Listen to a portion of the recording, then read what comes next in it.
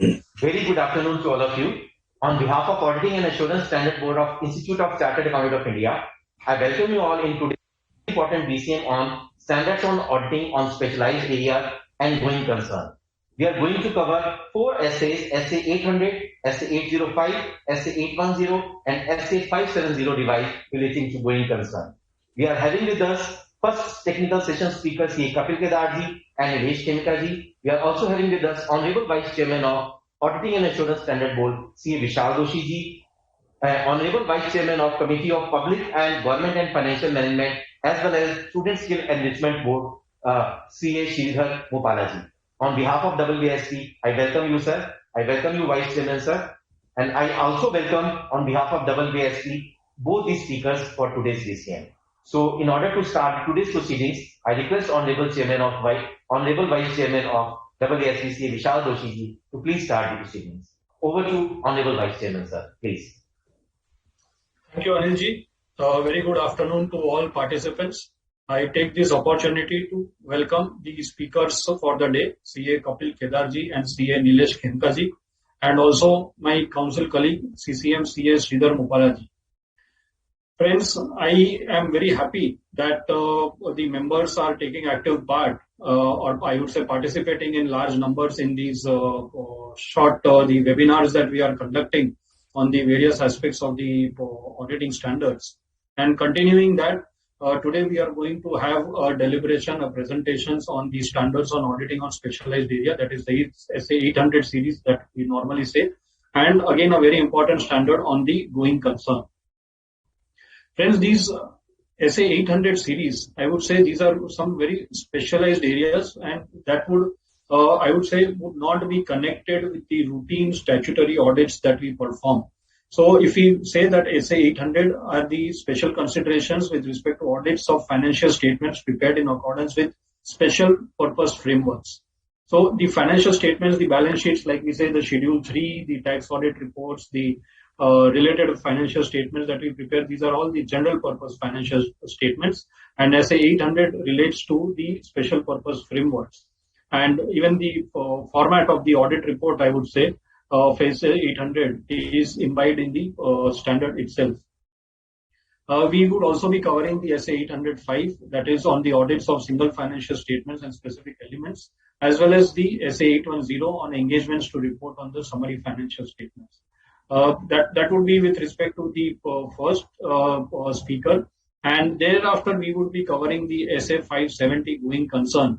We would all understand and appreciate that, especially in the last couple of years, with the COVID pandemic, there have been a lot of disruptions in the business. And so I'm not saying that everywhere going concern would be impaired, or, that there would be a requirement to prepare financial statements as if on liquidation basis. But at the same time, as an auditor, under the standards on audit, we need to ensure, we need to document that, especially where, there are indications there, it might affect the going concern, which is a fundamental accounting assumption. We would have to examine it from various perspectives, and that is why I said that along with the Essay 800 series, this standard is also very equally important.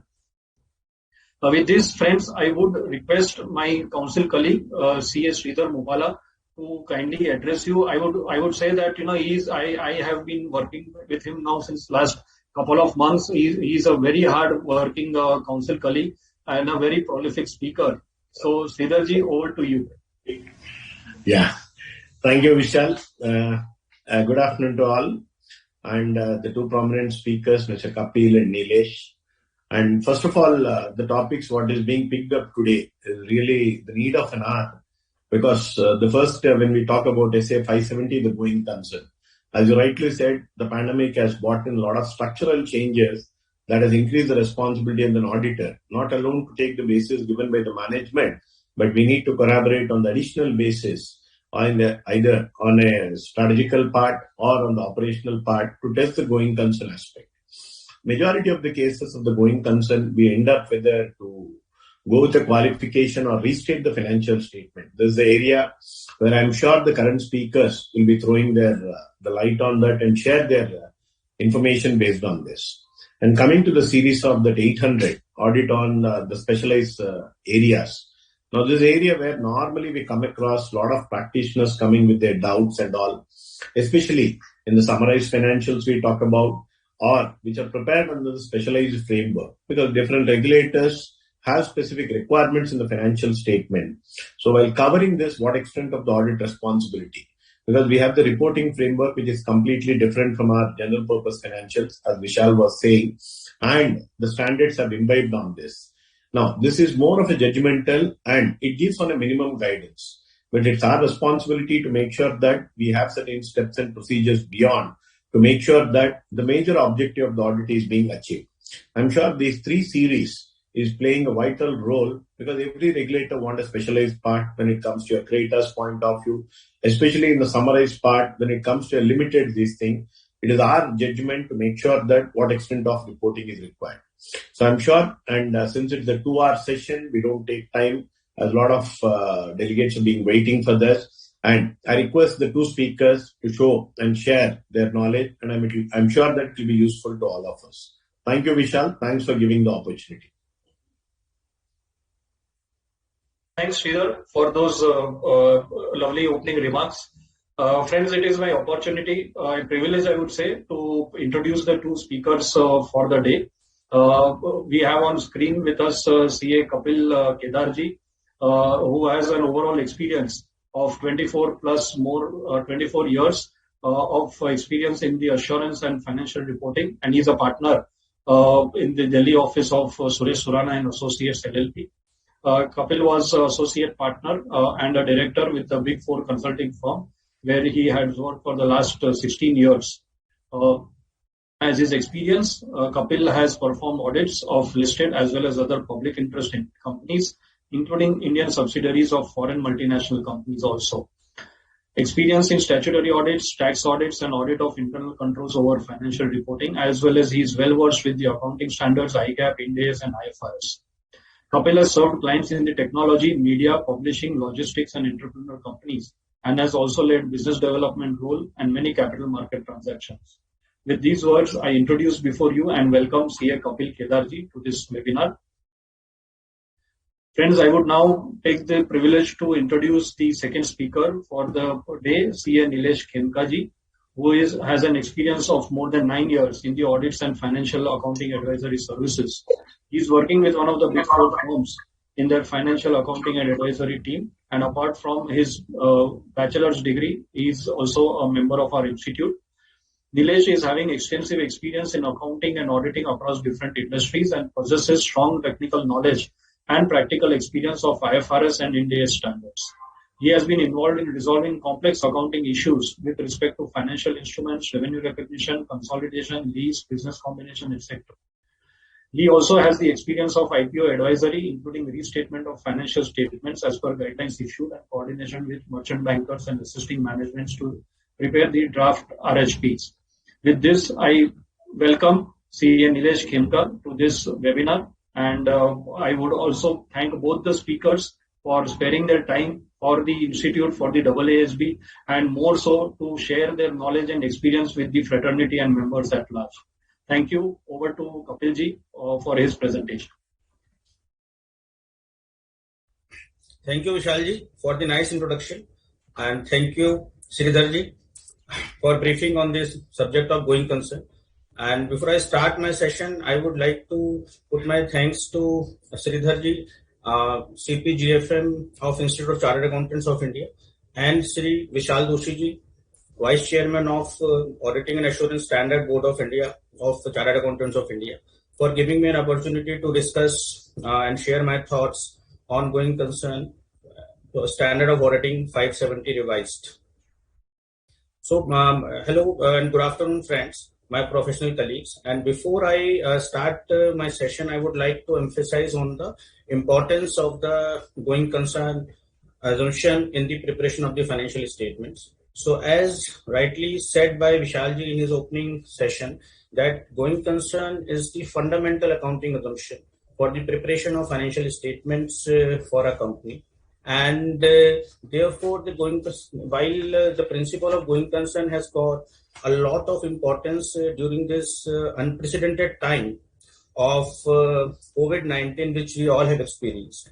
And all businesses and all industries have been impacted because of this COVID-19 times, which has led and which has made the importance of assessment of going concern principle a lot more important than ever before.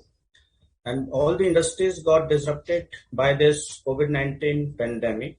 And as a result, the companies or the firms which were agile and which demonstrated a great degree of resilience could survive in terms of their businesses for the continuation of their businesses. And the companies which could not adapt themselves to the challenges posed by the pandemic were struggling to survive as a going concern entities. So therefore, it has become in today's world more so important for all companies and in turn for all auditors to have more and increased focus on the financial statements and their ability to continue as a going concern. And as Vishalji rightly pointed out, that it doesn't mean that every company is not going to be a going concern. But given the times and the unprecedented situation we are in, and the disruption brought in by these difficult situations, it is important for every auditor to be mindful of the fact to reassess and assess the principle of going concern while he performs his duty as an auditor. And also for the companies to be mindful of the fact that they need to assess their going concern situation on a concurrent basis. Going concern is important for all stakeholders of a company, be it the shareholders or investors of the company, or be it the lenders of the company or the regulators per se. So for stakeholders, it's very important because the stakeholders who have the security of the company or the investors who have invested in the company, they are keen to understand and know that whether it is important for them to remain invested in the company and the company is a going concern, or if there is a negative comment in terms of its going concern ability, then they will shy away in terms of making any investment or further investment in the company. Similar is the case for lenders, because the lenders would also want to understand that whether the company they are lending or they are financing as a loan is a going concern entity and will it survive for the foreseeable future, so that their loan or disbursement arrangements in the company remain secure. So that is the importance of going concern principle for the lenders. And similarly for the regulators like SEBI, ROC, or Ministry of Corporate Affairs, it's also important for them to understand that whether the company is a going concern company or not a going concern company, because they are the watchdog of various stakeholders for these companies. And therefore, it is important for them to know that whether all these companies are rightly assessing and disclosing their ability to continue as a going concern.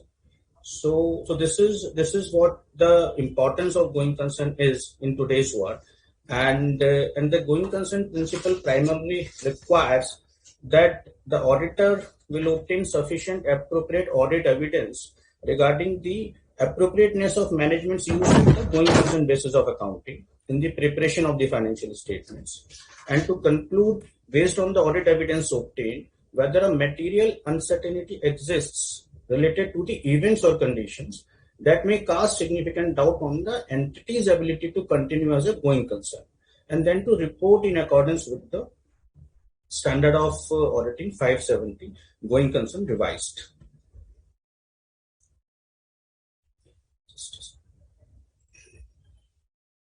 So, right. So just let me know when my screen is visible, Anilji. It's visible, Kapil. Okay. Yes, sir. Yes, sir. It is visible, sir. Right. Fine. Thank you. Okay. Full So screen.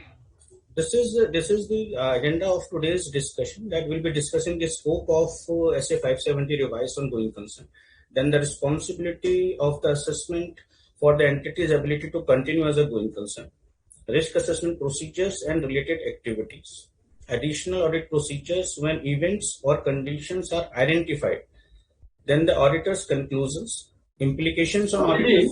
Maybe you can put it on the presentation mode so then we can see the full slide. Okay, just a second.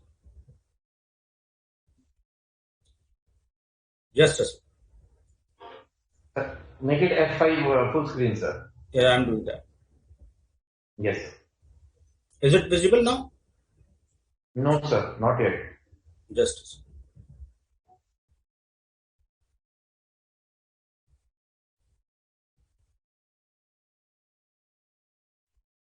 Is it visible on full screen now? Yes, yes. Now it is fine. Perfectly fine, sir. Okay, thank you.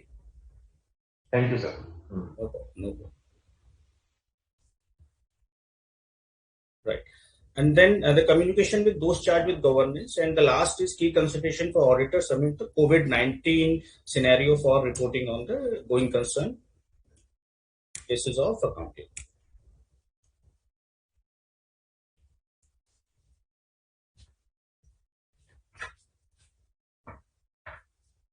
So the responsibility of the management to assess the going concern relating to entity along with related disclosure by way of note or otherwise. So management has to assess that whether the entity is a going concern entity or not. And while making this assessment, the management will ascertain the degree of uncertainty associated with the outcome, which involves making judgments about the inherent risk of uncertain future events or outcome, such as, for example, the travel industry or hospitality industry. We have experienced that during COVID times, irrespective of how good or best those companies were performing in terms of their growth and business projections before the COVID-19 hit the globe. Now it is they were the one of those industries which struggled the most in terms of their survival for the from the going concern perspective. So it is very important to ascertain the events or conditions evolving or resulting in the going concern continuity of the business. Second is the size and complexity of the entity or the business. So, for example, the factors such as an entity is a listed entity or an entity is an operating entity across the globe, or the complexity involved in complexity of the judgments involved in ascertainment of the going concern assumption for an enterprise. So when we say complexity in the judgments involved is, for example, in the airline industry, it was so very uncertain during the during these COVID times to assess the what will be the future of those companies or what will be the future cash flows or future revenue of those businesses. So therefore, the size and complexities of the entities while assessing the going concern assumption is also very important. And then in case of the judgment about the future of those businesses is also very important. So management should at least consider a period of 12 months for making their future projections in terms of their going concern assessment. From an auditor's perspective, the auditor should evaluate whether the auditor has got the sufficient appropriate audit evidence, that is SAAE, with regard to the appropriateness of the going concern assumption the company has been using. So for the auditor, the audit evidence and sufficient appropriate audit evidence is very critical to conclude that whether a material uncertainty exists related to the conditions or events that individually or collectively may cast a significant doubt on the ability of the entity to continue as a going concern. Now, risk assessment procedures and the related activities. So while performing the risk assessment procedures, the auditor shall consider whether the events or conditions that exist, they cast a significant doubt on the ability of the company to continue as a going concern. And therefore, that assessment is primarily needs to be made by the management. So if the management has performed that assessment, then auditor will discuss that assessment with the management and determine whether the management has identified those events or conditions that individually or collectively cast a significant doubt on the ability of the entity to continue as a going concern. However, if such assessment has not been done by the management, then the auditor will discuss with the management the basis of their preparation of financial statements on going concern basis and the intended use of this assumption, and inquire with the management that whether they are aware of any events or conditions which may cast a doubt on the entity's continuity as a going concern. So additional procedures when events or conditions are identified. So the auditor will obtain the SAAE sufficient appropriate audit evidence through performing additional audit procedures. And those procedures will require that whether the management has performed an assessment or not. If not, then he will request the management to perform such an assessment. Auditor will need to evaluate the management plans for future actions with regard to the going concern assessment. Where the entity has prepared a cash flow forecast, the analysis of the forecast is a significant factor in considering the future outcome of events or conditions in evaluation of the management plan for future actions, which means that auditor should need to analyze the data which has been used for preparing that cash flows. This is the management is of the view that the entity, it will be appropriate for the entity to prepare their financial statements on a going concern basis. And when we say that evaluation of the data, it means that, it can be considered by a lot of factors in terms of looking back of the previous year's financial projections which the management has prepared and how accurately or how closely they could achieve those financials in the next financial period of time.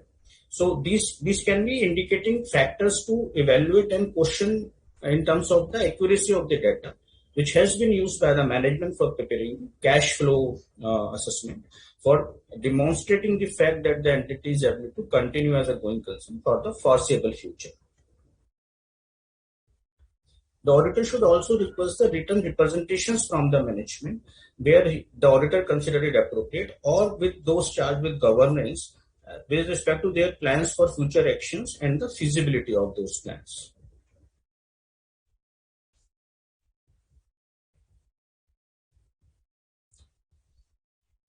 Auditor's conclusion. So auditor shall evaluate that whether as sufficient appropriate audit evidence has been obtained regarding the appropriateness of the management use of going concern basis of accounting in the preparation of financial statements. And a material uncertainty, if it exists, when the magnitude of its potential, a material uncertainty exists when the magnitude of its potential impact and likelihood of occurrence is such that in the auditor's judgment, the appropriate disclosure of nature and implication of the uncertainty is necessary. In case of a fair presentation reporting framework, the fair presentation of the financial statements, and in case of a compliance framework, the financial statements to not be misleading. So these two factors are very important. One is the magnitude of its potential impact and the likelihood of occurrence for the ascertainment of the existence of the events or conditions. And then the management will need to demonstrate that what they have got in terms of establishing that there are supporting documents to demonstrate that the it is appropriate to prepare the financial statements on a going concern basis. So this can be demonstrated by us in the form of a support letter from the parent company of the auditing company or its major shareholders. At the same point in time, the auditor should also be mindful of the fact that the parent company who is providing the support letter is also capable of extending that support. It should not so happen that the auditing company has got a support letter from the parent company, but the parent company is not itself capable of providing that support in case that need arises. So it is important to assess both the parameters. Or if there are any orders, litigation orders which has been won by the company subsequent to the year end, which will also help the company in demonstration of the fact that it's right to prepare the financial statements on a going concern basis. Or if there has been a moratorium from banks or financial institutions which has been agreed with the bankers, or there has been a reschedulement of the loans of the company. So these type of factors are those factors which, if the company provides to the auditor, then the auditor needs to assess that how appropriate will it be and how to what extent they are relevant for in the assessment of the going concern assumption. In terms of auditor conclusion, the adequacy of disclosure when those events or conditions exist, the auditor shall determine that whether the financial statements adequately disclose the events or conditions for management plans to deal with these conditions, and it also discloses that there is a material uncertainty exists related to the going concern, which might result in the company not being able to realize its assets or discharge its liabilities in the normal course of business. And the events or conditions which can be there can be in the form of that the company if, for example, the company is having a negative net worth, which means that the share capital and reserves, negative reserves have eroded the entire share capital of the company. Or there can be scenarios where the current liabilities of a company exceeds the current assets of the company, or the company is not able to pay its debt as and when they fall due, or there is a significant change in the KMP, key managerial personnel of the company. So these are the events or conditions which might trigger or which might warrant an auditor to assess the going concern continuity of a company. So now what I feel with my experience in the audit profession is that the auditor should keep on assessing the going concern ability of the company throughout the audit period. And for example, at the start of beginning of the audit, if there were no conditions which were existing or indicating the ability of the company to continue as a going concern, need not necessarily mean that the going concern assumption continues to be in place while the auditors conclude its audit. So therefore, the auditor has to be proactive in terms of assessing the situation and have a continuous dialogue with the management of the company and also with those charged with governance in terms of any additional facts or circumstances or events they have come across or they are aware, which might indicate a challenge in the continuity of the company as a going concern. So with this, I'll take a pause for 10 seconds.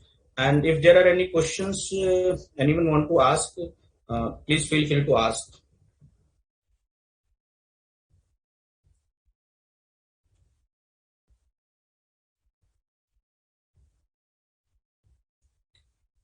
Okay. Then continuing with the adequacy of disclosure when events or conditions exist, the auditor will also evaluate that in view of the requirement of the applicable financial reporting framework, the financial statements provide an adequate disclosure about those events or conditions. So the context here is that it may not it may be the situation that the company is having a good amount of cash profit or past history of continued profits in the company. And therefore, from a financial statement perspective, there does not appear to be a going concern challenge. However, looking at the scenarios, it might be difficult for the company to continue as a going concern. So, for example, in case of a hospitality industry, there were examples or there were actual events where the existing financial statements of the company were strong enough in terms of their net worth, in terms of their cash profit, actual profits, and the assets position, that the entity did not have any cause for a challenge in their going concern assumption. However, because of the COVID scenario, the likelihood of the company to comfortably continue for the next 12 months might be challenging.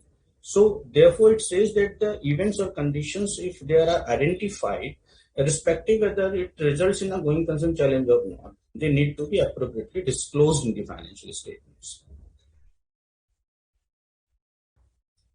Now I'll start with the implications of going concern on the auditor's report.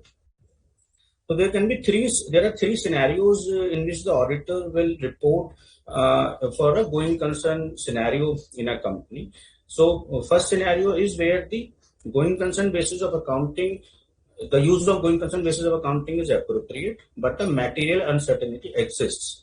So in that case, if the management has made an appropriate disclosure in the financial statements of that material uncertainty, it is absolutely fine for auditor to mention that by way of emphasis of matter and mention that it's an unmodified opinion. And in that scenario, so the language, suggested language is there in the last paragraph on the sheet, that we draw attention to note number this of financial statements, which indicates that the company incurred a loss of rupees this much during the year ended this, and as of the date, the company's current liability exceeds its current assets by rupees this much. As stated in note number this, these events or conditions, along with other matters as set forth in the underlying note, indicate that a material uncertainty exists that may cast significant doubt on the company's ability to continue as a going concern. Our opinion is not modified in respect of this matter. So this is a scenario where there are events of a material uncertainty are there, and adequate disclosure has been made by the management in the financial statements.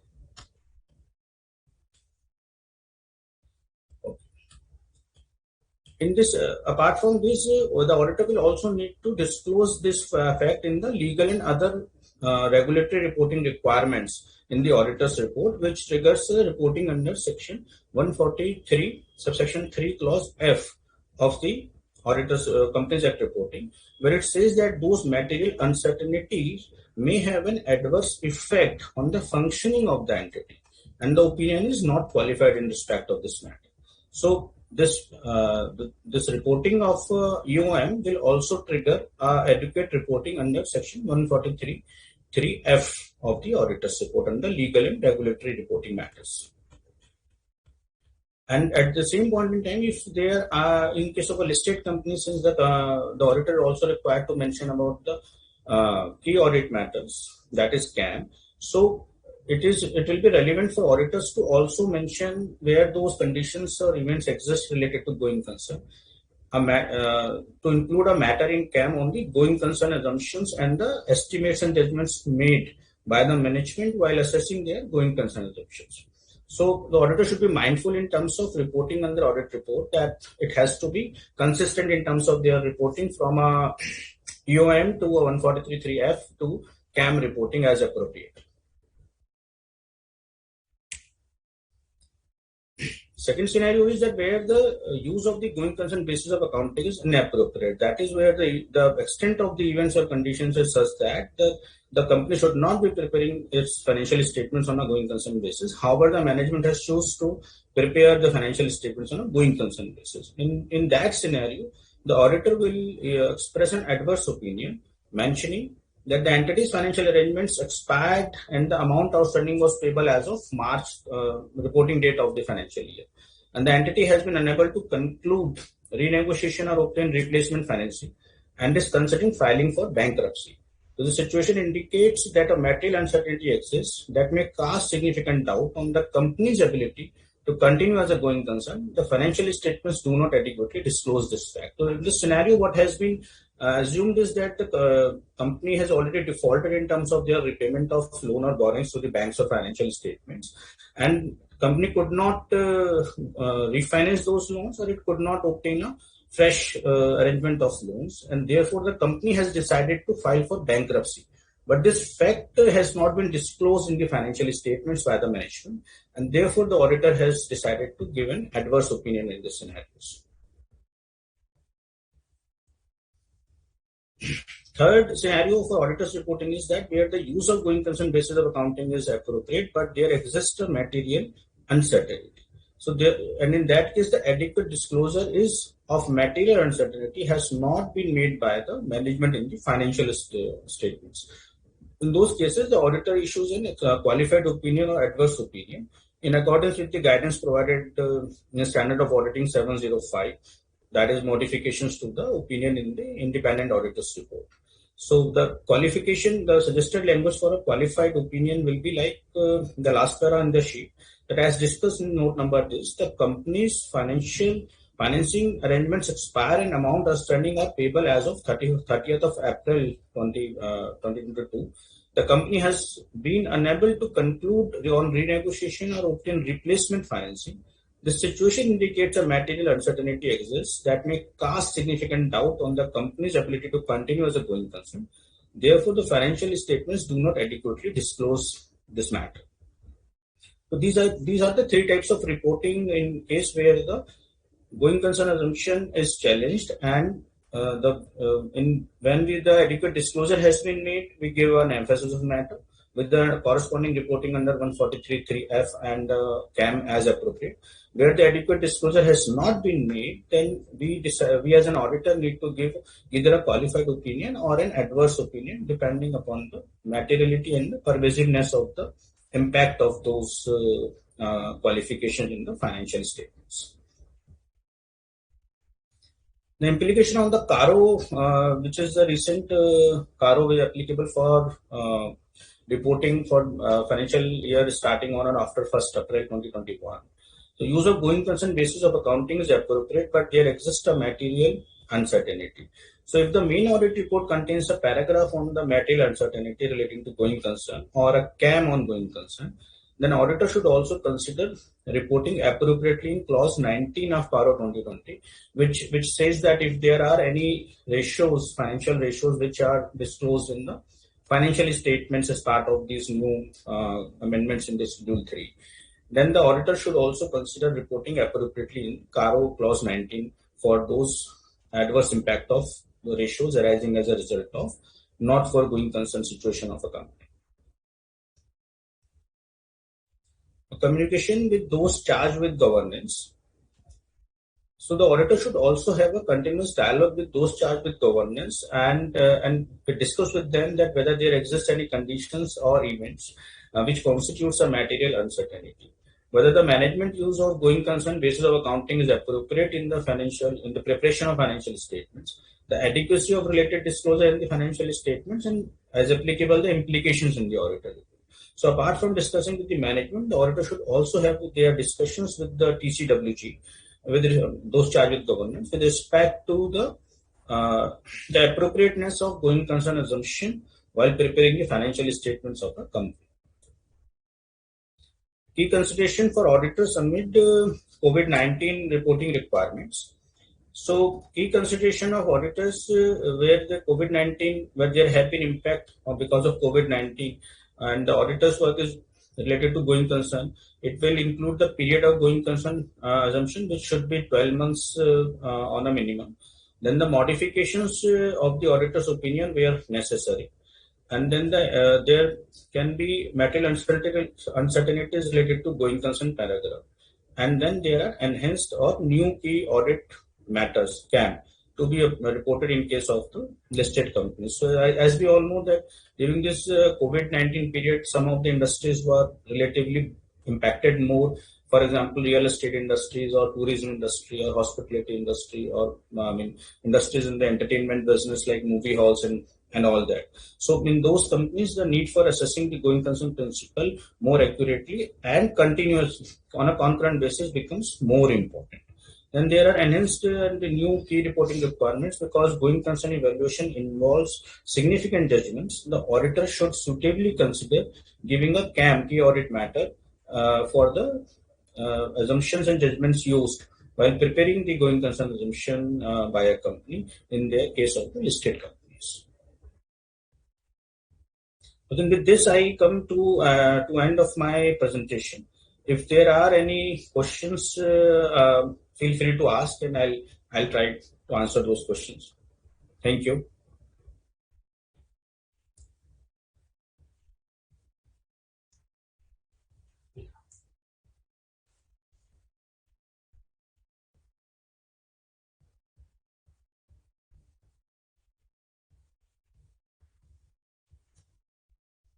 Anil ji?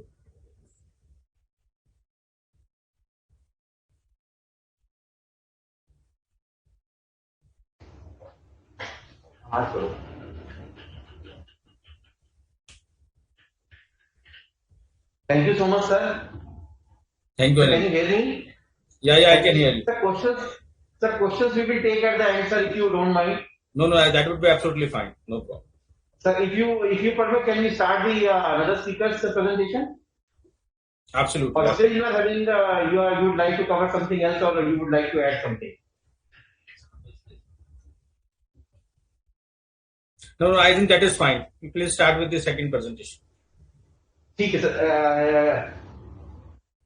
Nilesh sir, you are there? Yes, Anil ji, I am Nilesh there. sir? Yes, sir. Yes, sir. Yes, sir. Yeah. So let me just So share thank you so much, sir. Thank you so much, sir, Kapil sir, for sharing your valuable inputs on going concern. Now we are having with us another guest speaker, CA Nilesh ji.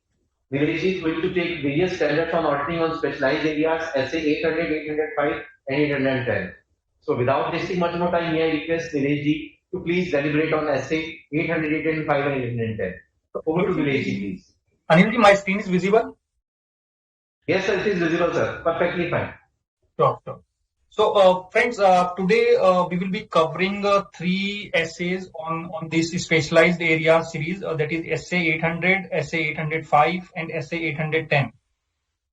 So, let us start with SA 800, which relates to the audit consideration when the audit is conducted for the special purpose financial statements, or the financial statements which are prepared as per the special purpose framework. Now, what are special purpose framework? We will cover in next slide. Before this, let's grab these two key terms, like special purpose financial statements are which prepared under the special purpose framework. And again, special purpose framework is something which is designed to meet the requirements or information needs of a specific group of users. So these are the financial statements which are not prepared for all the users in general, but these are being prepared for let's say maybe creditors or maybe debtors or maybe a particular group of shareholders or lenders. So it depends who are the users or who are the intended users, and accordingly the purpose of or the framework will change accordingly.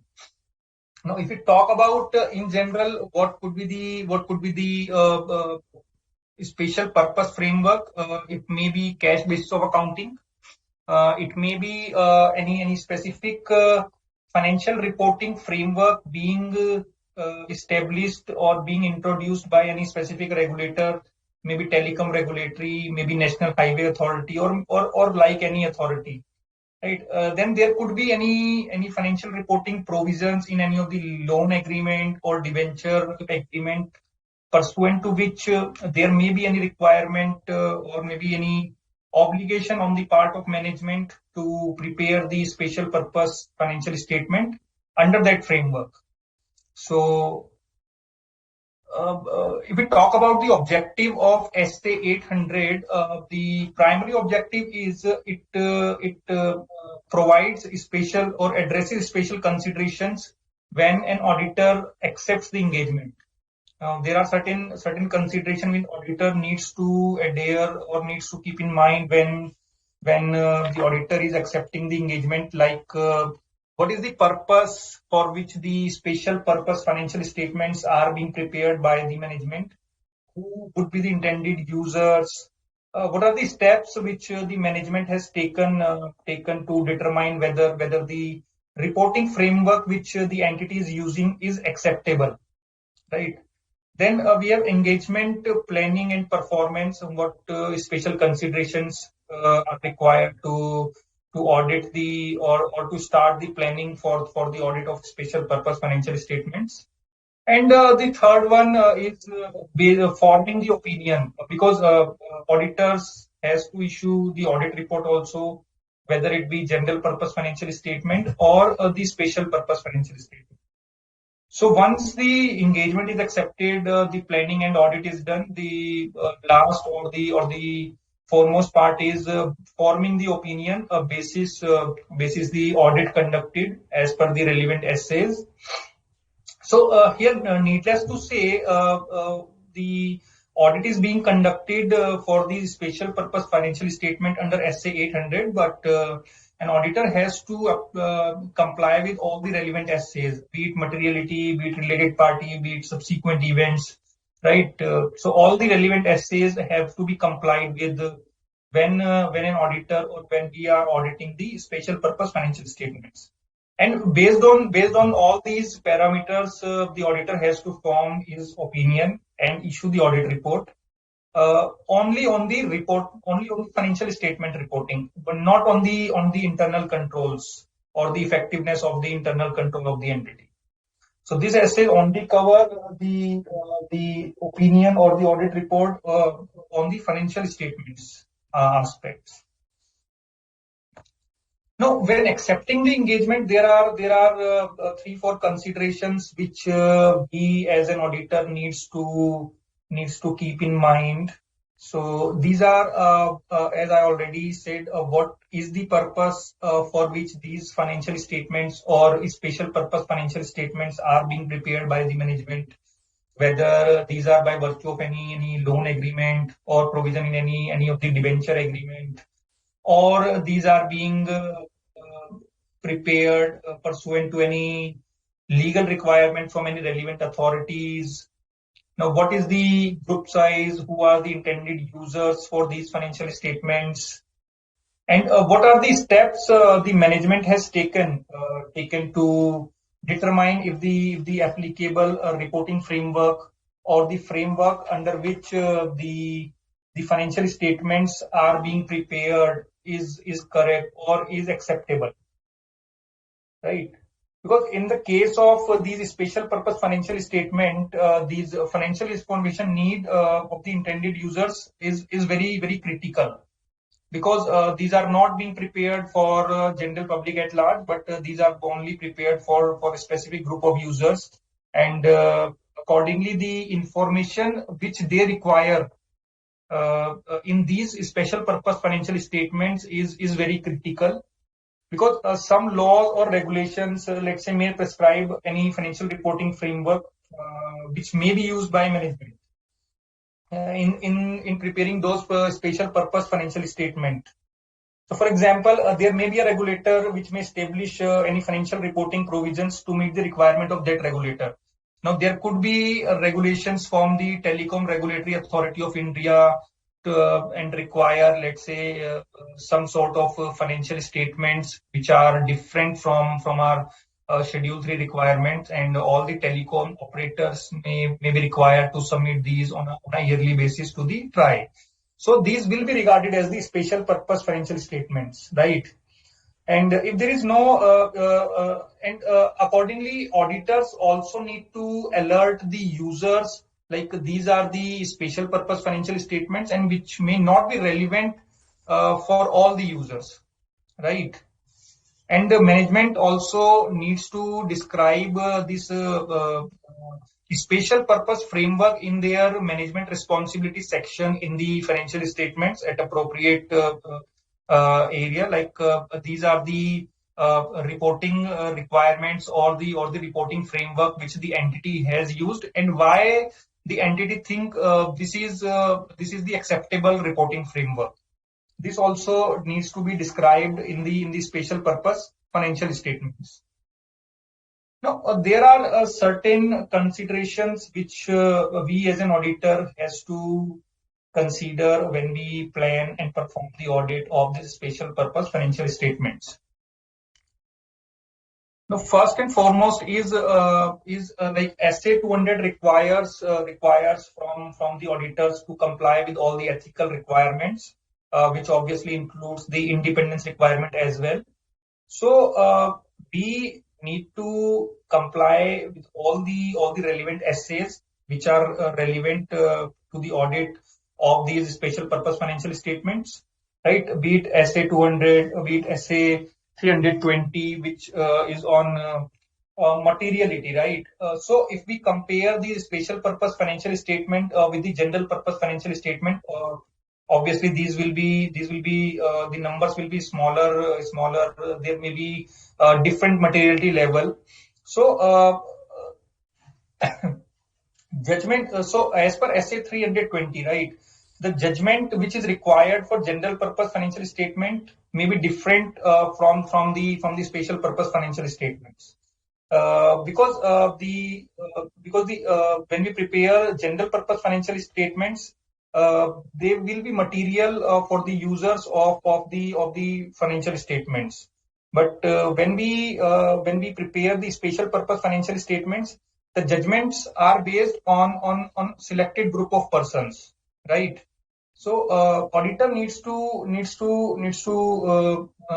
be sure, like all the requirements of particular essays are met or not. In case the requirements of any particular standards on auditing is not met, in that case auditor cannot state in its in the special purpose financial statement that they comply with the SA 800 or SA 805, which will be covered after this.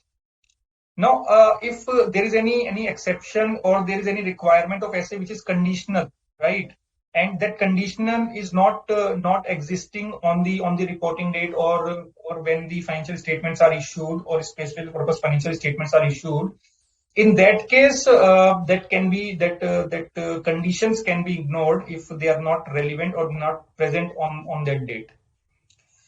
Again, the second consideration is we need to determine whether the application of relevant essays requires special consideration. No, that could be materiality.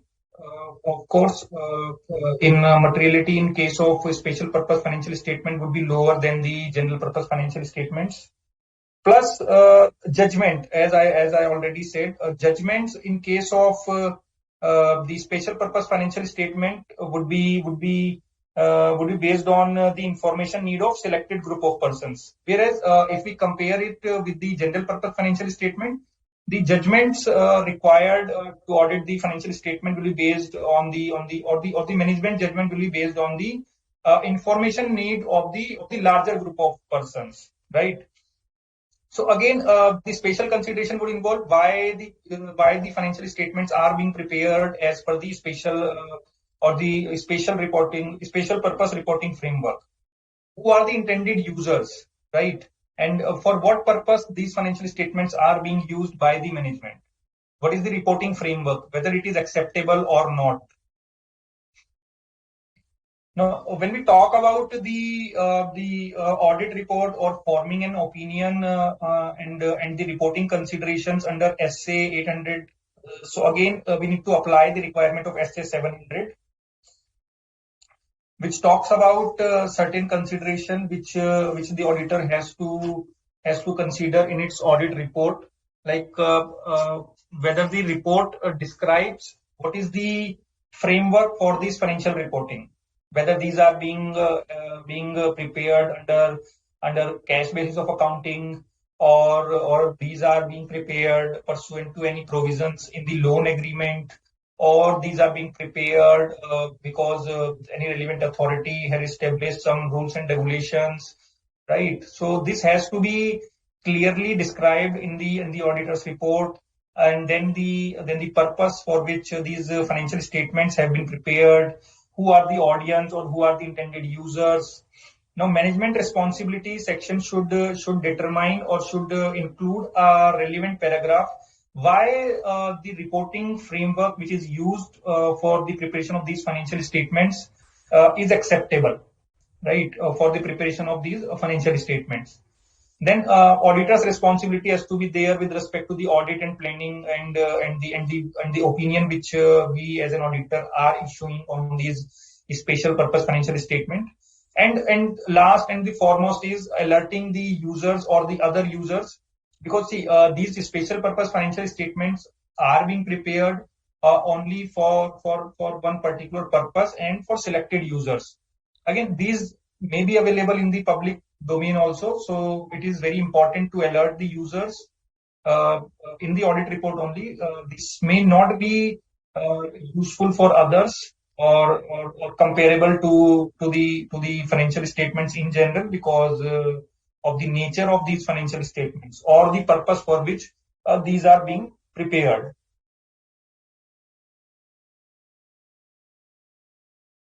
Next is SA 805, which is based or which is about the again the audit of special purpose financial statement only, but the SA 800 was about the complete set of financial statement. Here we are talking about only the single financial statement. Now, what is single financial statement? It could be cash flow statement only. When we talk about specific elements, accounts, or item of financial statement, it could be the inventory, it could be trade receivables, it could be creditors, it could be loan receivables, it could be any liability which is not accounted in the books. So there could be this could be anything, right? So again, there are some special considerations and some definitions to begin with. So it starts with the elements of a financial statement. So again, the element here means the account receivable or the inventory, liability for any benefit or pension benefits, recorded value of any intangible assets, liability for accrued but not due or not reported liabilities, claims in an insurance portfolio. So there could be various examples on the elements of a financial statement. It could represent a caption in my financial statements. And when we talk about the financial reporting standards, so these are generally the accounting standards which are issued by the ICAI or the central government in concert, the MCA, or these may be the accounting standards for local bodies which are issued by ICAI from time to time as may be applicable. When we talk about single financial statement, as I already said, this may be a cash flow statement or a specific element of a financial statement. For example, cash and bank balance. We may be engaged by let's say creditors or lenders to audit the cash and bank balance, to assess the repaying power of the company. So again, the purpose for preparation of these single financial statement would differ from users to users. The intended users will have their own objective to prepare these financial statements. Now, SA 805 does not apply to the component auditors or the audit report of component auditors. The component auditor is one who conduct the audit as per the group instructions for a larger group and issues its report to the group auditors. So SA 805 is not applicable in these cases. It only deals with the consideration or special consideration when we apply SA 100 to 700 when we doing the audit of a single financial statement or the audit of any specific element in the financial statement. Again, the objective are same over here also as we have seen in 800.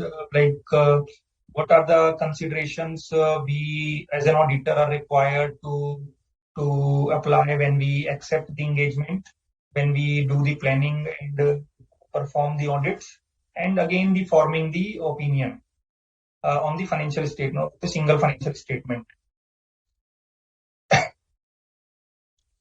Example of a single financial statement or any element of financial statement is it may be account receivable. If we talk about any element of financial statement, it could be allowance for doubtful claims. It could be cash and bank balance. It could be inventory. It could be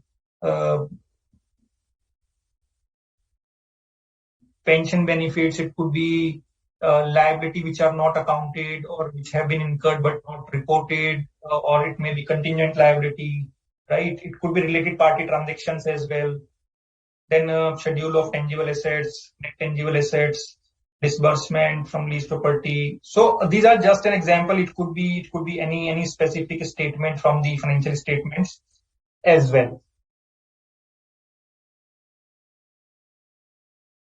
So again, when we accept the engagement, so we have to be aware of, or we have to apply some of the considerations or obtain the understanding of what the relevant essays are applicable, right? Because SA 200 requires to comply with all the essays when we are performing the audit of maybe special purpose financial statement, single financial statement, or element of financial statement, right?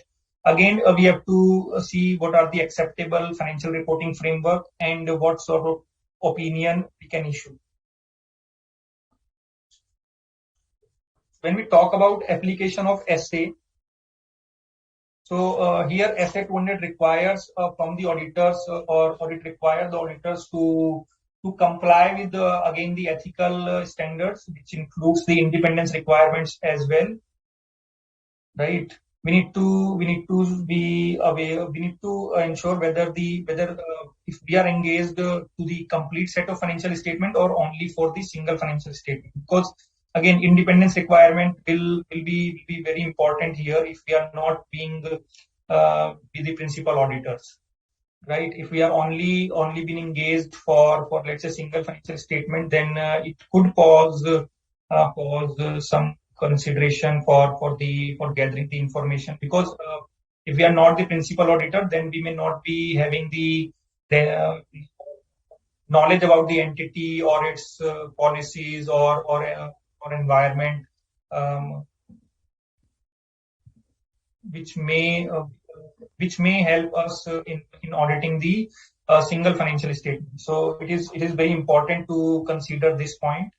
Again, when we talk about applicability framework or financial reporting framework under which these financial statements are being prepared, then we need to see whether there are any restrictions which are imposed by the standard setting authority, right? Whether the reporting framework which will be used or which is used to prepare these financial statements provide adequate disclosure for the intended users to understand the information which they require.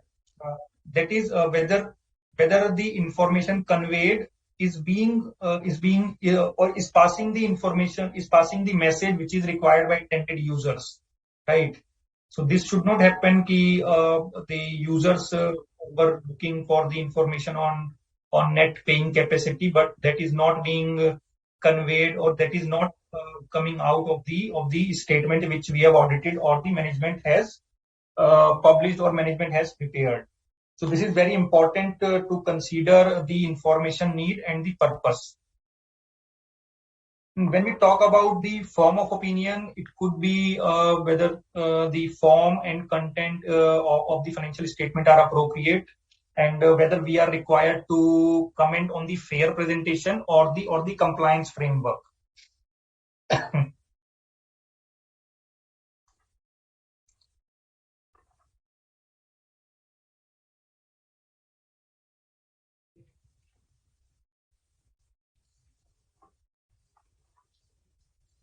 So planning and performing an audit.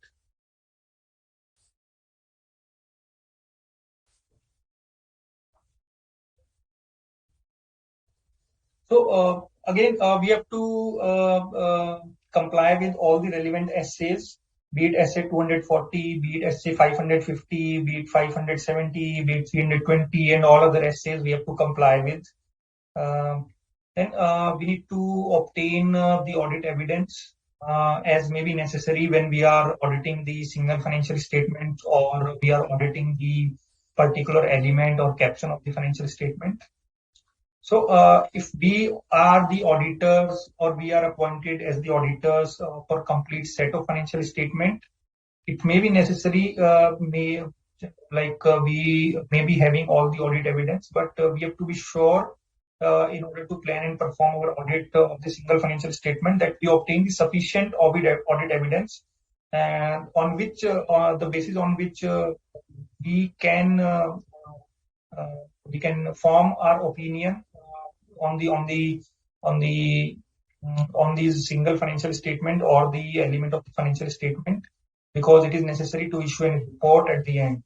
Again, materiality of a single financial statement may be lower than the materiality of a complete set of financial statement. So we need to evaluate the nature and timing of the audit procedures, to what extent we need to do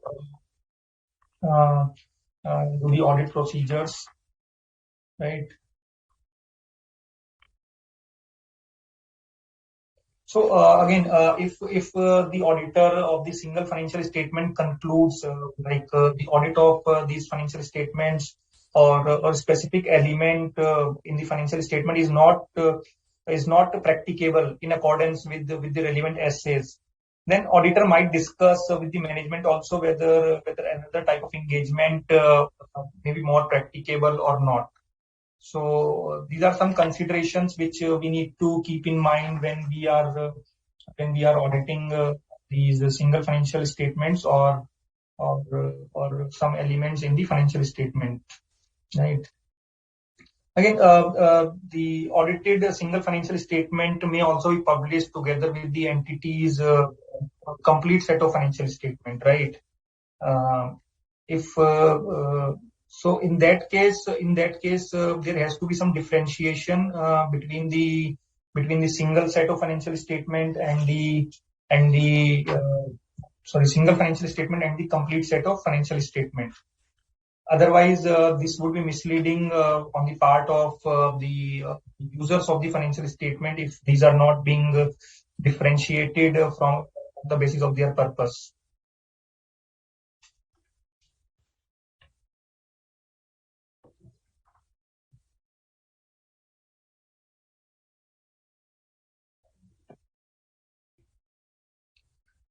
So at the last, when the auditor decides to form an opinion, and issue the report basis the audit conducted for the single financial statements or the elements of financial statements, the auditor has to issue separate reports for each of the audit.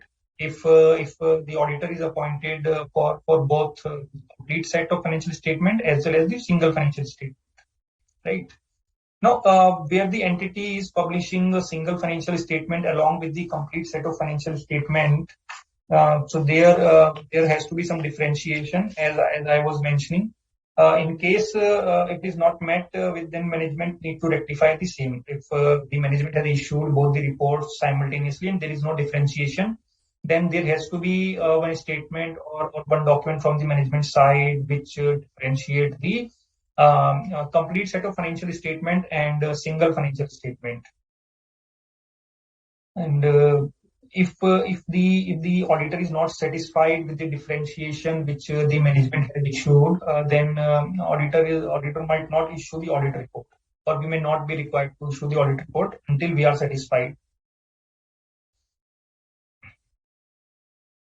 So if the auditor has issued, let's say, audit report on the complete set of financial statement with qualified opinion or EOM, or there are other matters, right? So we need to determine the effect it could have on the single financial statement, right? If the auditor conclude there is no material effect of the single financial statement, then we can issue clean report in case of single financial statement. But if required or if deemed necessary, then single financial statements audit report may also be modified, right? And may include the modified opinion in case in the audit report of single financial statement of or element of financial statement. If the auditor concludes that it is necessary to express adverse opinion or disclaim opinion on the complete set of financial statement as a whole, then it does not. Then we cannot issue the clean report in case of single financial statements, right? But if the single financial statement does not form, because single financial statements are considered as the major part of the complete financial statement.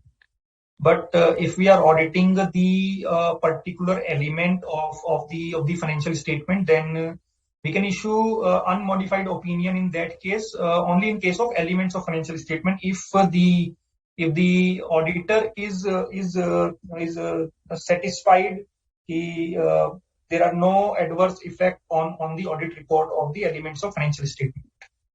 But it is contradictory to issue unmodified opinion in case of single financial statement, and accordingly it is not allowed to issue unmodified audit report in case of single financial statement, where we are issuing adverse opinion or disclaiming the opinion of the complete FS.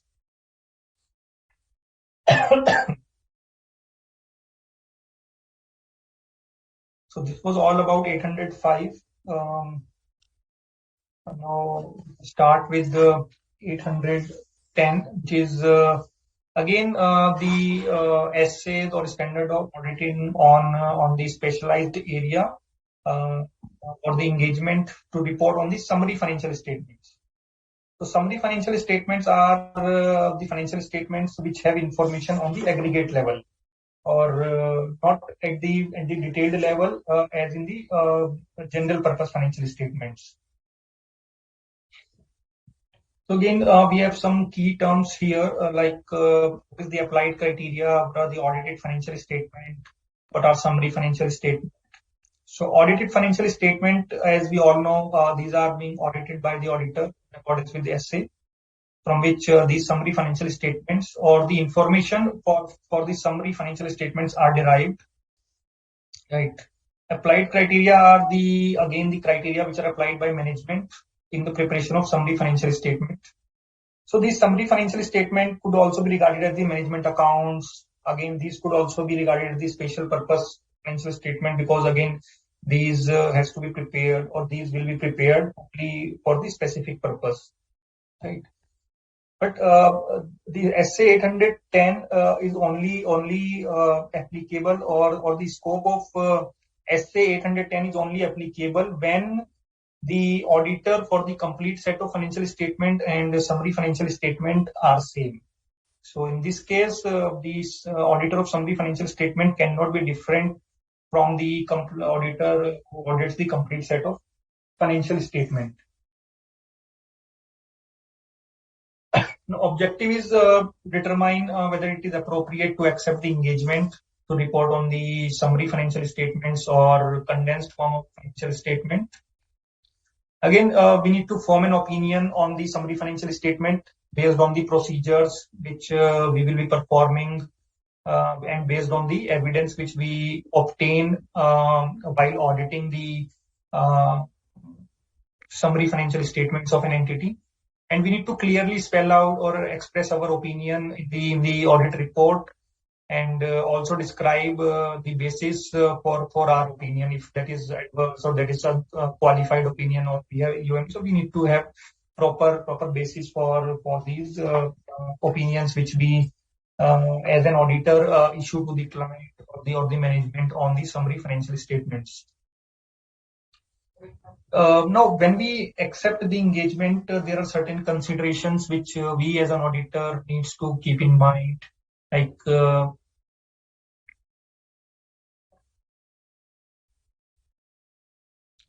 before accepting an auditor shall determine what is the applied criteria, or what is the financial reporting framework under which the financial statements will be prepared by the management.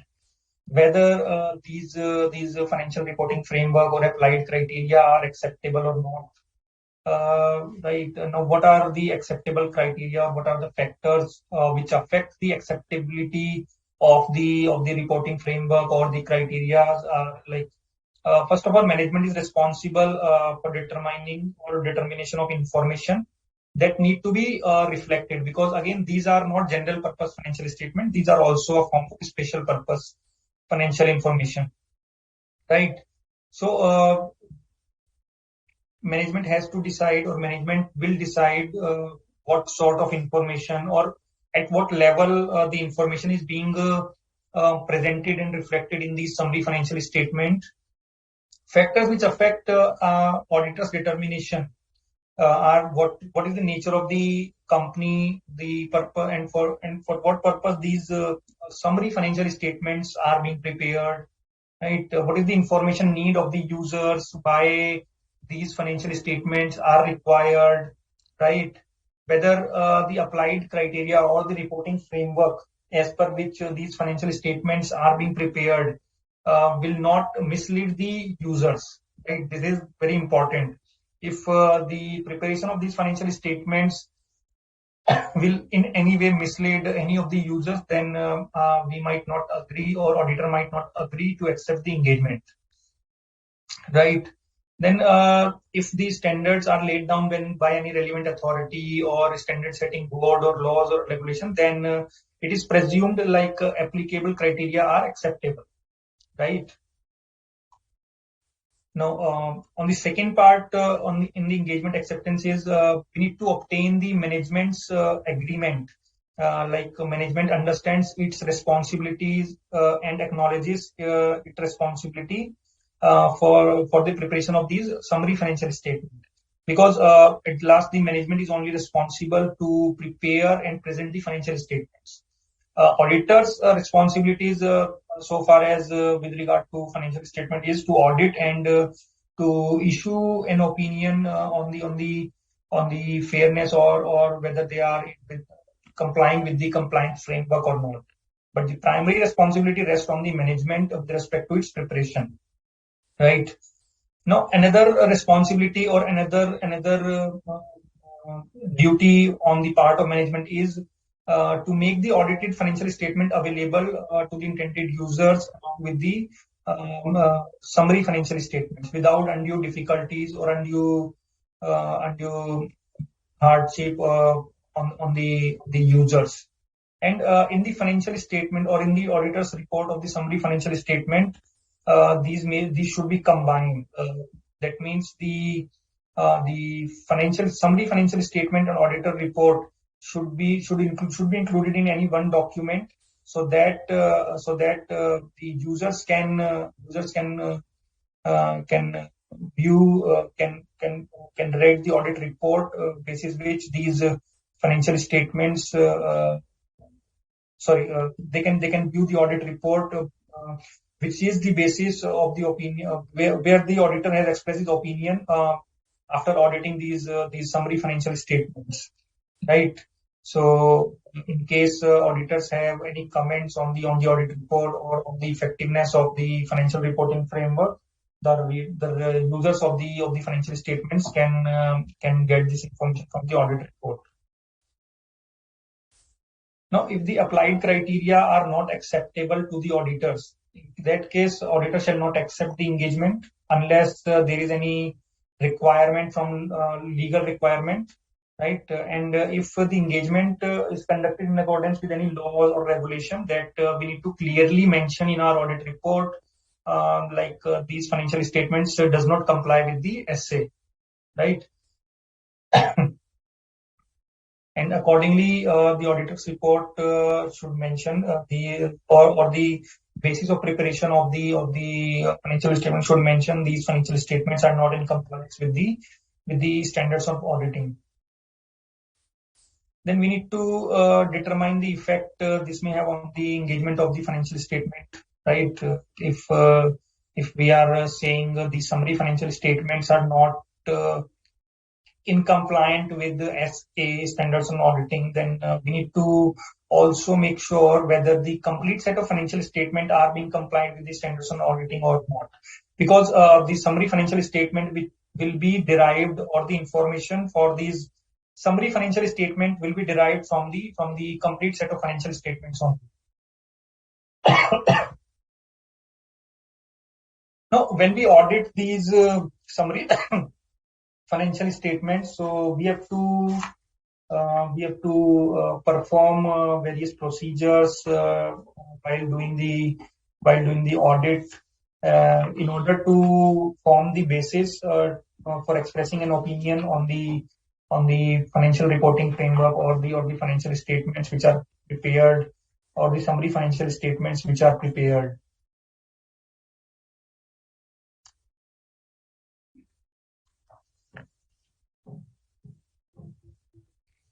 So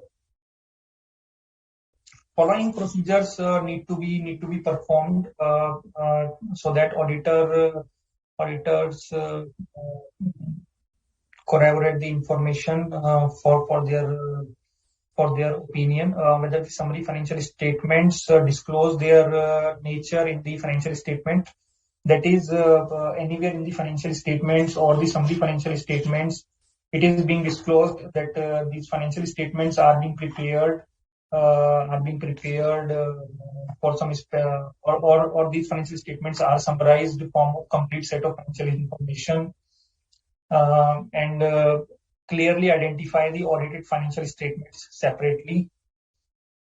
If the summary financial statements are not being issued along with the audited financial statements, or the audited financial statements are being issued sometimes later, then whether the summary financial statements includes or describe the following things: from whom or where these audited financial statements can be made available to the users of the summary financial statements, so whether these are being available in the public records, whether there's an established process where we can get the information about the audited financial statements.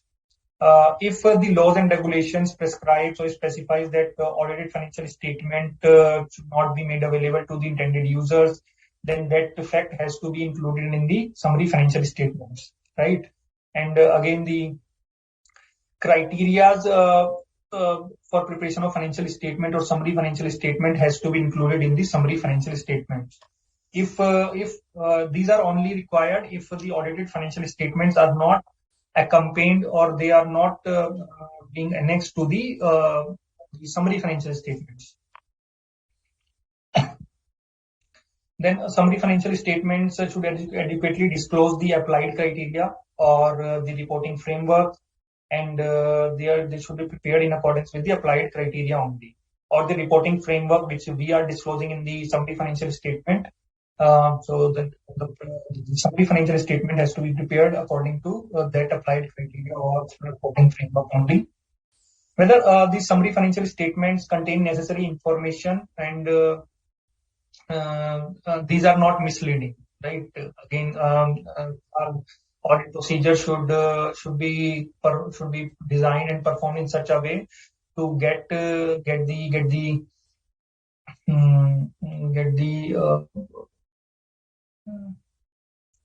basis or get the answer whether these financial statements are not misleading to any of the users, or they are not giving any negative view on the summary financial statements.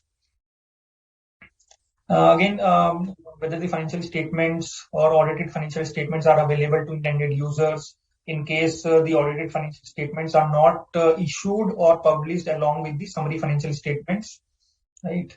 The last is, which is again an important task because the data or the financial information for the summary financial statement is being taken from the audited financial statement only. So auditors need to compare the summary financial statement with the relevant information in the audited financial statement, and make sure if the summary financial statements or the data in the summary financial statement agree, or it can be recalculated from what is included in the audited financial statements, right?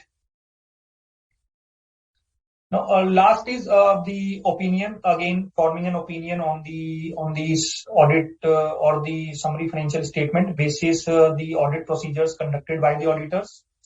So again, we need to issue either of the two statements in our audit report, whether the financial statement or summary financial statement are consistent in all aspects with the audited financial statement as per the applied criteria or reporting framework, or they represents a fair summary of audited financial statements. Again, because either of the two are allowed as per 810, either the fairness or the consistency in all aspects. Timing of the work event or audit report of the audited financial statement and a single financial statement. So audit report date of the summary financial statement shall not be before the audited financial statement, and shall not be before the date on which we have received the audit evidence or we have started performing the audit procedures. So auditor's report in case of single financial statement should mention the fact that these do not reflect the effect of events that has occurred subsequent to the date of auditor's report of the audited affairs. So as per the relevant essay on subsequent event, we have to address this in our audit report. Auditor need not to perform any subsequent or additional procedures to obtain audit evidence for these events which have occurred after the audit report date or of the audited financial statements.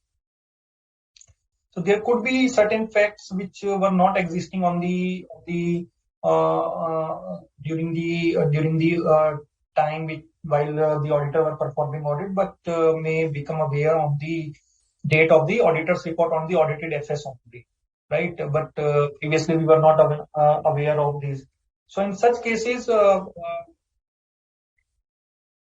are not required to issue the report on the single financial statement until the facts in relation to audited affairs in accordance with FA 560 has been completed.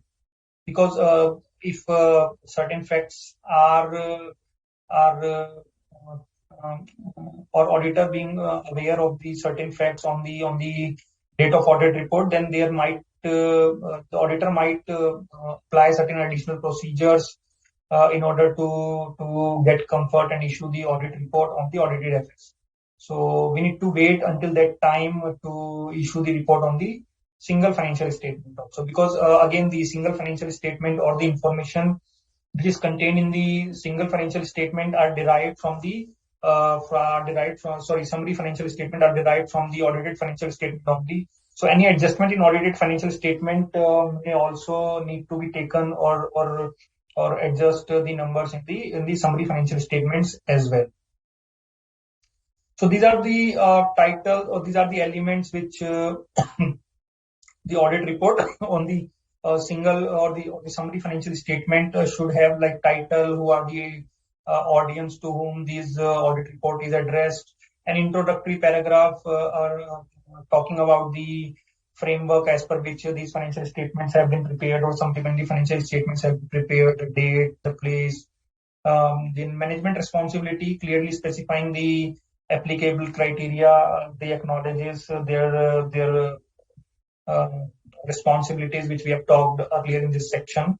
Then auditor's responsibility, they have applied the audit procedure, all the relevant essays for forming the opinion, and last the opinion with the signature, date, place, etc. Now there could be further categorization in the audit report. There could be qualified opinion or a EOM or other matter in the audited FS.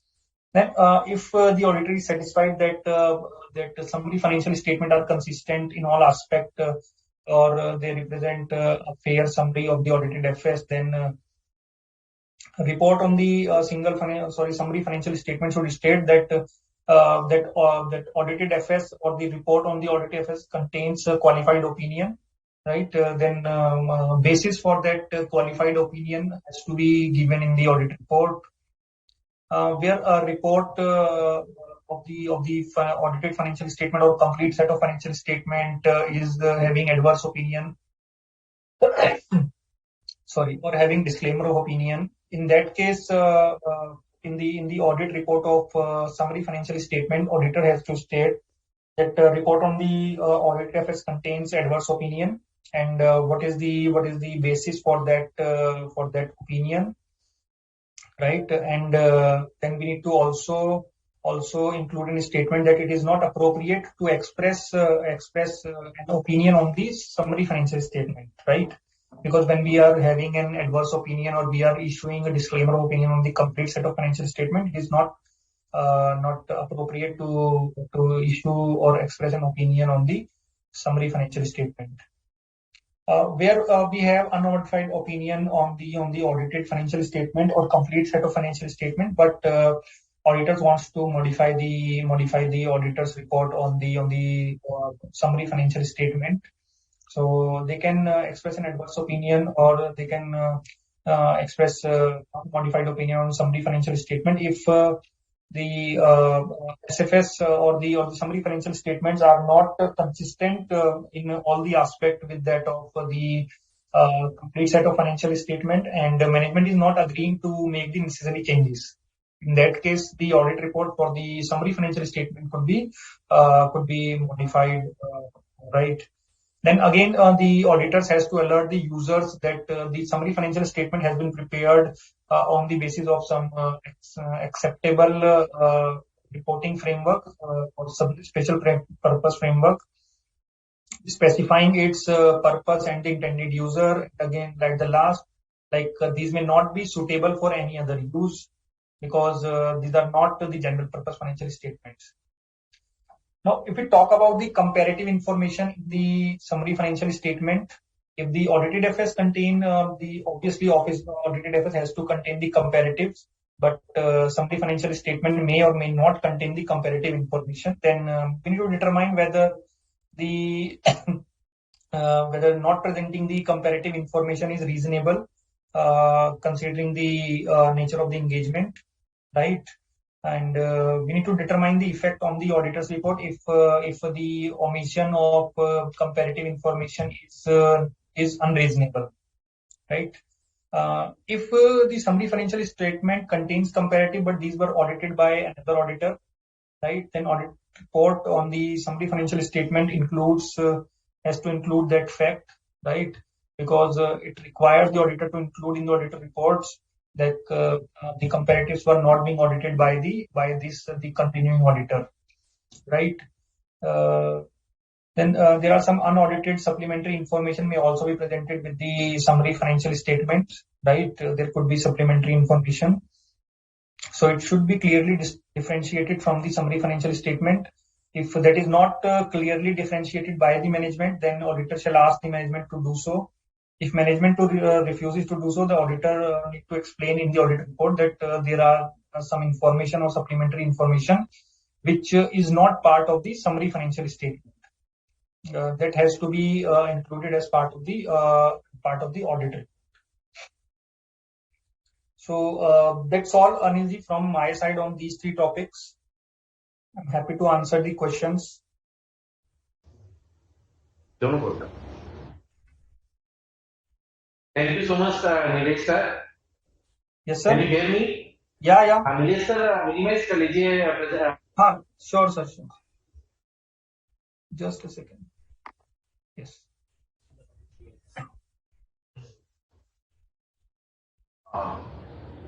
You are not visible, Nilesh sir. Kapil sir, you are there? Yeah, I'm very much there. Once again, thank you so much on behalf of AASB of ICI for both the speakers, both the learned speakers, and Kapilji in his initial presentation shared his views and expertise on going concern in a very, very lucid manner, in a very, very good manner. I have learned a lot through your deliberation, sir. Thank you so much. As well as Nilesh sir has covered so many things in SA 800, 805, 810, covering all the aspects of standards on auditing on specialized areas. So thank you so much, Nilesh sir. Sir, both the learned speakers, they are having few questions for both of you. If you permit, may I proceed with the questions? Yes, please. See, first question is for Kapil sir. The question is relating to this. If the going concern is getting affected and materiality uncertainty exists about future due to the commercial environment regulation, what is to be disclosed by the management so that there will be not any qualification as an auditor? There should be either qualification or emphasis of the matter. Can you repeat the questions once again, please, Anilji? The question is, if the going concern is getting affected, let it be connected to the another question. One more question is there, sir. Considering the ongoing conflict situation in Ukraine and the sanctions on the Russia, how can the going concern on Russian business be tested? Okay. So I think in the present scenario, there are a couple of factors which the entity and also the auditor should take into consideration. It can be related to the extent of the business the company is doing in Russia, and also the extent of sanctions which has been imposed on Russia. So, for example, if US has imposed some restriction on Russia and the European countries have not, so in that case, is there a possibility of the Russian business to be continued instead of US now to with UK? So those type of considerations needs to be put in place. And also the extent of realizability of the business already done with Russia in terms of the realization of debtors by the Indian entity from Russian entity's business, or the realizability of the assets if they are deployed at the Russian in Russia, or if there is any impairment which is triggered. So I think the most important is the verification of the extent of your exposure in that Russia business, and then the adequate disclosure in the financial statements. So what a company can consider is to disclose to assess the impact of the Russia business, disclose it appropriately that now the Russian entity or the business in Russia can be diverted to a different continent which has not imposed the sanctions, or the sanction. I mean, if the periodicity of the sanction is expected to be more than a year, then it requires a more detailed assessment. If it's only expected to be a couple of months, then it requires a less, because it will be less impacting an assessment. And also the fact like most of the companies disclose in during their COVID-19 disclosure in their financial statements, that this is the best estimate of the COVID impact, for example, on the financial statements. And the company will keep on monitoring the situation as as they further venture into the future period of time. So I think the same position should be in case of those disclosures, because the war is still continuing and there have been fresh and new restrictions, sanctions being imposed on. So the company should assess its position on a particular date, and then they should mention that this is the situation as of date, and the company will also keep a continuous and close watch in terms of how the situation unfolds, which may be different from the positions which we have assessed as of now, because this is the best information which is applicable now. So I think these are the parameters which a company should consider and then be disclosed. So relating to this question only, if the going concern is getting affected in this, and material uncertainty exists about future due to the commercial viability and government regulations, what is to be disclosed by the amendment so that there will not be any qualification as an auditor? Okay, so I think in this where there are government sanctions, then the company should try to find out the alternate source of business if that is permissible. So one is the discussion on the Russian business which we discussed. Another example can be, for example, there can be restrictions on the plastic manufacturing companies by the government, and then they allow a manufacturing of a particular macron. I mean, they allow the particular macron above particular macron to be manufactured and the lower macron to not be manufactured. So, what is the possibility of the company to migrate or to change their operations from non-permittable macron standard to a permittable macron standard situation? So one is that which the company should evaluate. Also, the government sanctions can be in the form of, they might restrict the use in tier 1 cities or tier 2 cities, but they might not restrict those production or sales in tier 3 cities. So what's the possibility of a company to expand to those tier 3 cities if the business in tier 1 and tier 2 cities is getting impacted? And then also the possibility of the company in terms of establishing the newer set of business or the newer set of market. In that scenario, if those establishments can be done, I don't think then there is a need of a mentioning of a going concern challenge in the financial statements. However, if there is absolutely a government sanction which prohibits any business to be done by the company, then there will be clearly an indication of going concern challenge in the company. Yes. There is a question for Nilesh sir. Preparation of special purpose financial statements is different from general financial statements. Special purpose FS is prepared each year or specific requirements by intended user or law or regulations. So Anilji, special purpose financial statements are not mandated to be prepared each and every year. So this depends on the again the reporting framework, whether these are being prepared as per the provisions in the loan agreement, or any laws and regulations are being established by any relevant authorities, right? So it depends on the user needs only. So one member is asking, what is the basic difference between SFS and complete FS? So in the summary financial statement and complete FS, right?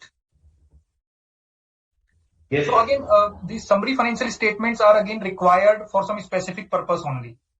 So they may contain the information at very aggregate level, right? Just like the balance sheet phase and all, whereas complete set of financial statements require detailed notes and disclosures. Yes, yes. One question is related to sir. Going concern is a complicated subject. How we can? It is a complicated. It is very important. It is very important essay. So, one member is asking, sir, how to cater this going concern concept in while having the audit or while having this maintaining the books of account. So I think as Vishalji said in his inauguration session, opening the session, that we should be very positive in terms of every business and every company. So it's not that the going concern, it has become challenging for every company. So if you see the COVID impact also, there were many companies who were very badly impacted, but at the same point in time, there were many companies whose business actually zoomed a lot in terms of the OTT platforms and the fintech companies and the technology companies, the adoption of technology which has happened by all of us could not be possible for next 5 years had COVID not been there, in terms of our accepting all those virtual means of communicating with each other. So what I'm saying that going concern is a phenomenon which needs to be evaluated when there are indications of a company of being challenged from a going concern perspective. So it should not be, and it will not be applied to every company if there are no indications of a going concern challenge. But I think the more important point here is that if there are events or conditions which exist, which demonstrates a challenge in terms of the going concern assessment, then the company and the auditors should be mindful of the fact that this gets disclosed appropriately at all the relevant places in the financial statements. So for example, if the financial ratios of the companies are demonstrating that the current ratio has become negative or the net worth has become negative, then there has to be an appropriate reporting of the same in the CARO clause 19, that the financial ratios are indicating a material uncertainty. And if it is so, then the auditor should also consider mentioning it in the other matters paragraph or the emphasis of matter paragraph, that there exists some conditions of material uncertainty which needs to be taken care of, and then appropriately in the section 143(3)(f) reporting in the legal and regulatory requirement of the audit report. So what I'm saying that it not that every company will require to pass through this assessment unless there are indicators, but if there are indicators, then that indicators needs to be applied uniformly all throughout the financial statements in audit report. Nilesh, one question is for you. A company requires audited accounts with report for calendar year, also over and above the financial year, for their overseas shareholder. Any special consideration is to be checked? Sorry, sir, come again. I lost you in between. A company requires audited accounts with report for calendar year, also over and above the financial year, for their overseas shareholder. Any special for the overseas shareholder when we need audited accounts with report for the calendar year as well as the financial year, over and above the financial year? No, so if the audit report is being issued for the calendar year, then it's a complete audit, right? We are preparing the complete set of financial statements. So there are no special purpose financial statements involved. So these are as good as general purpose only. Yeah. General purpose only. That means if we are maintaining the calendar days, so calendar days we have done, so that is complete set of books. So from the complete audit. Right, sir. One question is there for Kapil sir. One technical question is there. When there is a joint venture with a state government undertaking, which became infructuous when the coal blocks allotted to the state government undertakings and was held void ab initio in September 2014. Now the joint venture companies are continuational, although the state government has not contributed anything, and only the PPP partner contributed for the entire share capital as well as the capex cost, etc. Now the respective joint venture can be treated as the going concern. Well, I think this is absolutely a technical question, and I'll send you separately the bill for this. Yes, sir. That's why I said it is a very technical and particular question.